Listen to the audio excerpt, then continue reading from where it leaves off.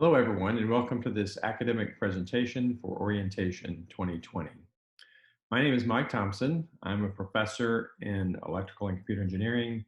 I'm also the Associate Dean for undergraduate programs in the School of Engineering and Computer Science. I'll be joined today with Emily Sandoval, who is the Director of Undergraduate Programs here at Baylor, and she's going to give you information on how to get connected at Baylor and to maximize your undergraduate education experience. I wanted to start today with a quote. Every presentation needs a great quote. And here's one from Nelson Mandela. Education is the most powerful weapon which you can use to change the world. Okay, so we're not shy about saying it. We're here to give you a transformational education. And so you've probably thought of your Baylor experience, and of course these involve certain elements. There's the academics. We'll talk about getting to know your faculty. The faculty here are here because we want to get to know you. We offer typically smaller class sizes that let you interact with faculty, and we hope that you take advantage of that. We're also going to talk some about success programming, tutoring, and that sort of thing to make sure that you're successful in our programs. You're aware of the faith and service component of Baylor. There's opportunities for you for that. Of course, there's the student life and the athletics, and we think it all adds up to a transformational education experience. We're happy that you're here to embark on this journey. Let's talk a little bit about engineering and computer science degrees. Okay. First up, I think you can see my pointer here. First up is the Bachelor of Science degree in computer science. You have the traditional just computer science degree without a concentration, but it's also possible to add the concentration of software engineering. Also housed within the Department of Computer Science is a Bachelor of Science in Informatics.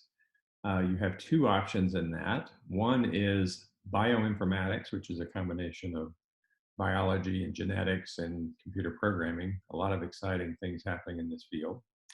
And then the other option is in data science. And if you are aware or become aware, there's a lot of things happening in the world of data and big data and using analytics and artificial intelligence and those kind of things to contribute to society. So data science is now an option at Baylor. We're just starting this in the fall.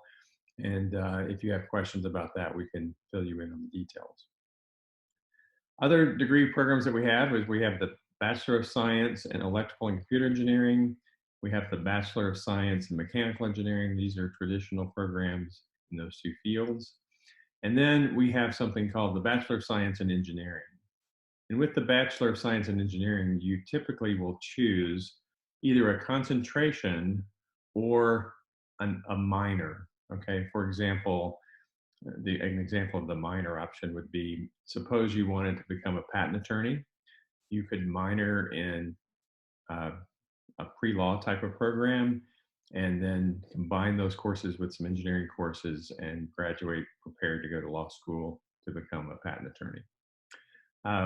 Another option might be you are wanting to go to medical school. You could combine the biomedical concentration, which gives you room in your curriculum to take the pre-med type courses. And then you have this specialization or concentration in biomedical that sets you up well for medical school. Okay, we have several options that are listed. We have biomedical, geopetrol, environmental, or humanitarian. And of course, you can also combine a minor, right? So lots of questions that come up from this. Feel free to reach out and we can help you navigate the path that best suits your career interests. Okay. The next topic I would like to cover is employment and opportunities for graduate school.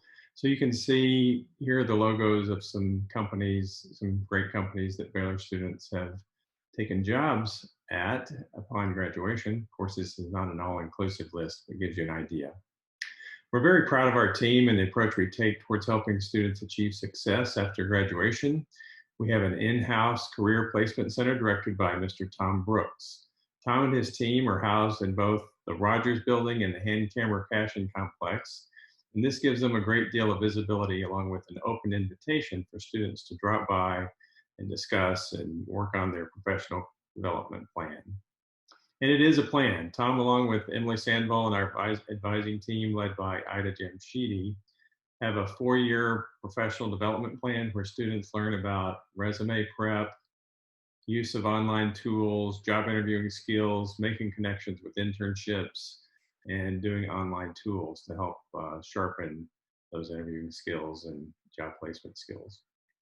This approach has been showing great success. For 2019, 88% of our students either had a job in hand or were accepted to graduate school by the time they walked the stage. And by the end of the summer, after graduation, the placement rate had jumped up into the mid-90s. On this next slide, I'd also like to mention graduate schools. Here are some graduate schools where students have gone on to study after getting their degrees at Baylor. So I mentioned graduate school because I think it's important to plant the seed in your mind at an early stage about this being a possibility for you. Having a graduate degree in ECS disciplines opens up even more career opportunities, and you should know that there's still a strong need for advanced engineering and computer science degrees across the country. You should also be aware that cost is not necessarily an obstacle, and especially for those pursuing PhDs, institutions usually will pay tuition and even a stipend to provide support for your program of study.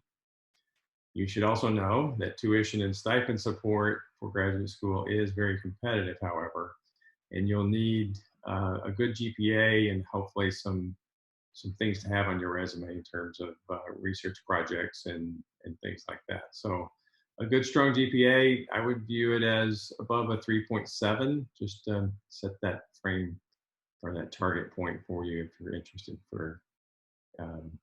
in going on to graduate school.